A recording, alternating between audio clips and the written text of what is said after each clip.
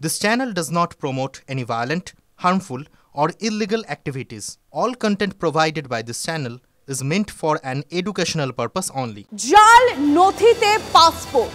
দেখুন এই মুহূর্তে আমরা জানি বাংলাদেশের পরিস্থিতি কি, ঠিক সেরকম একটা সময় আমরা দেখেছি সেনাদের নজর কিন্তু রয়েছে সীমান্তে। তার কারণ কোথাও গিয়ে যাতে কোনো বাংলাদেশ থেকে কেউ এইখানে ঢুকে অর্থাৎ দেশে ঢুকে পড়তে না পারে, ভারতে চলে আসতে না পারে, তাই কড়া নজরদারি রাখা হচ্ছে। কিন্তু এর মধ্যেই যে খবর সামনে আসছে যা নিঃসন্দেহে আমার আপনার প্রত্যেকের চিন্তা বাড়াবে, আমাদের চারপাশে যারা হেঁটে বেড়াচ্ছে তারা কি ভারতীয় না তারা বাংলাদেশি, আপনি বুঝবেন কি করে? আপনি পাসপোর্ট যদি দেখতে চান আপনারা দেখবেন পাসপোর্ট রয়েছে তাদের কাছে এবং সেখানে আমাদের ভারত সরকারের স্ট্যাম্প মারা রয়েছে, কিন্তু সেটা যে জাল সেটা বোঝা কঠিন। তার কারণ সেই সমস্ত তথ্য এবার আপনাদের সামনে রাখছি। পাসপোর্ট জালিয়াতিতে নাম জুড়ল হাওড়া ও হুগলির। ধৃত সমরেশ বিশ্বাসকে জেরা করে চাঞ্চল্যকর তথ্য সামনে আসছে। নজরে হাওড়ার আমতা, হুগলির আরামবাগ সহ বেশ কয়েকটি পাসপোর্ট সেবা কেন্দ্র। ভুয়ো নথি ব্যবহার করে দুই জেলায় একাধিক পাসপোর্ট তৈরি হয়েছে বলে অনুমান করছেন তদন্তকারীরা। এই মুহূর্তে বড় খবর, নিঃসন্দেহে চিন্তার বিষয়। সুপ্রদীপ আমাদের প্রতিনিধি এই মুহূর্তে আমাদের সঙ্গে টেলিফোন লাইনে রয়েছেন। সুপ্রদীপ, এখনো পর্যন্ত পুলিশের কাছে কি কি তথ্য রয়েছে জানাও দর্শকদের। দেখো, এখনো পর্যন্ত কিন্তু যেটা জানা গিয়েছে যে গত সপ্তাহে 4 জন প্রতিনিধি দল কলকাতা পুলিশের এখানে এসে পৌঁছায় এবং তারা কিন্তু পুরো তদন্ত করে দেখে বেশ কিছু নথি নিয়ে এখান থেকে নিয়ে যাওয়া হয়। কারণ এই যে নথি নিয়ে যাওয়া হয়েছে বেশ কিছু কিন্তু বেআইনি ভাবে কিন্তু কাগজপত্র দিয়ে পাসপোর্ট তৈরি করা হয়েছিল বলে এমনটা সূত্র মারফত জানা যাচ্ছে। তবে এখনো পর্যন্ত কিন্তু পাসপোর্ট সেন্টারে পাসপোর্ট তৈরি করার কাজ চললেও কিন্তু ওই যে পাসপোর্ট সেন্টারে এবং পোস্ট অফিসের যিনি মাস্টারমশাই রয়েছেন উনি কিন্তু যেটা জানাচ্ছেন যে আমরা কিন্তু তদন্ত চাই এবং যে সমস্ত ডকুমেন্টস গুলো দিয়ে জালিয়াতি হয়েছে সেই সব ডকুমেন্টস কারা এইসবের সঙ্গে যুক্ত ছিল সেটা কিন্তু পুরোপুরি তদন্ত করে দেখতে চাইছে ওই পোস্ট অফিস মাস্টারমশাই। তবে আমতা থানার পুলিশ প্রশাসনকে নিয়েই কিন্তু ওই পাসপোর্ট অফিসে হানা দিয়েছিলেন কলকাতা পুলিশের প্রতিনিধি দল।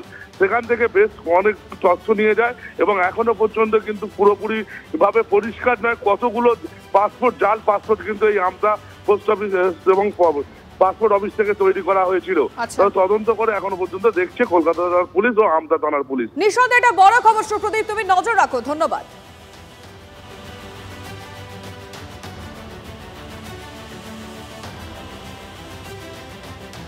কি ভাবছেন এখানেই শেষ? না, এই তো সবে শুরু। কারণ আমাদের দুই রিপোর্টার আরো তথ্য আপনাদের সামনে রাখবে, কারণ এই পাসপোর্টের জাল কত দূর ছড়িয়ে রয়েছে আমাদের রাজ্যে, আমাদের দেশে, তার সমস্ত ইনফরমেশন লাইভ আপডেট দেবেন আমাদের প্রতিনিধি প্রসেনজিৎ চৌধুরী রয়েছেন সুপ্রিয় গুহ। দুজনের সঙ্গে কথা বলেই আপনাদের আরো ডিটেলে জানাবো। তার কারণ যে তথ্য সামনে আসছে, যেখানে তৃণমূল পরিচালিত পুরসভাতেই বিদেশিদের জাল নথি তৈরি। হ্যাঁ, এটা বড় প্রশ্ন। সর্ষের মধ্যেই তাহলে ভূত? আফগানিদের জন্ম মৃত্যুর শংসাপত্র দিয়ে ভারতীয় নাগরিকত্ব পেতে সাহায্য করেছিল পুরসভার কর্মী। সিবিআই কে রিপোর্ট দিয়ে জানালো মাল পুরসভা। প্রসেনজিতের কাছ থেকে জানবো ঠিক কি রিপোর্ট দেওয়া হয়েছে আর সেই রিপোর্টে কি কি রয়েছে। প্রসেনজিৎ, দেখো, এই যে বিভিন্ন যে জাল পাসপোর্ট যে খবর আমরা টানা আজকে দিনভর দেখাচ্ছি দর্শকদের, সেই চক্রে কিন্তু কলকাতা মালবাজার এক সুতোয় বাঁধা। গোটা দেশ জুড়ে আভ্যন্তরীণ নিরাপত্তার ক্ষেত্রে বড়সড় থ্রেট বলে মনে করছে সিবিআই। ঠিক কী হয়েছিল? মালবাজার থেকে জন্মমৃত্যুর শংসাপত্র সংগ্রহ করা, তার ভিত্তিতে ভোটার কার্ড, আধার কার্ড তৈরি করা এবং ভারতীয় পাসপোর্ট তৈরি করা।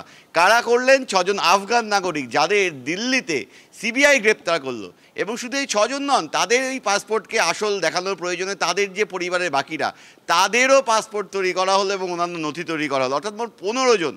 খোঁজ নিতে গিয়ে দেখা গেল মালবাজার পুরসভার নাম সামনে আসে।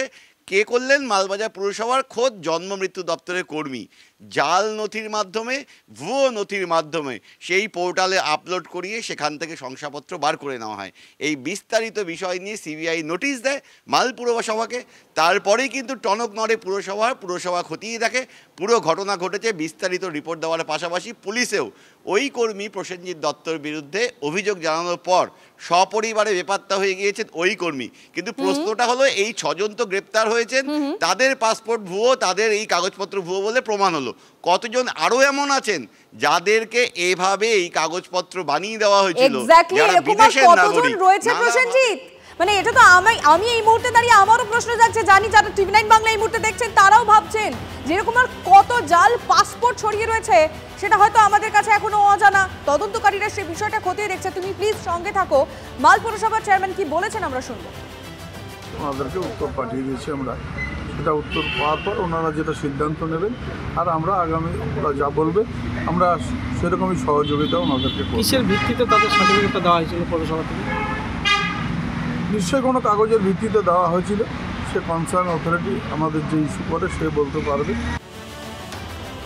ভাবুন তো, আপনি রাস্তায় বের গেছেন, আপনি অফিসে যাচ্ছেন, বাসে, মেট্রোতে বা ট্রামে, যেখানেই হোক না কেন, আপনার পাশে যিনি বসে রয়েছেন তিনি কি ভারতীয়? আপনি কি ভাবছেন তিনি হয়তো ভারতীয়, তিনি আপনার সঙ্গে কথা বলছেন। আননোন মানুষ আমরা প্রত্যেকেই রাস্তায় দেখতে পাই, কিন্তু তার মধ্যেই যে ঘুরে বেড়াচ্ছে বিদেশি, মানে জাল পাসপোর্ট হাতে নিয়ে নিজেকে ভারতীয় প্রমাণ করে সে ঘুরে বেড়াচ্ছে, কিন্তু আসলে তিনি ভারতীয় নন। এই বিষয়ে লালবাজারের নজর রয়েছে, যথেষ্ট উদ্বিগ্ন লালবাজার। এই মুহূর্তে তারা কি ভাবছেন, কিভাবে তারা তদন্ত প্রক্রিয়া এগিয়ে নিয়ে যাবেন, আমি সুপ্রিয়র সঙ্গে এই বিষয়টা নিয়ে একটু কথা বলতে চাইবো। সুপ্রিয়, যেভাবে জাল পাসপোর্ট ছড়াচ্ছে লালবাজার, এই মুহূর্তে বিষয়টি নিয়ে কি ভাবছে, কি দেখছে তারা বিষয়টি কি?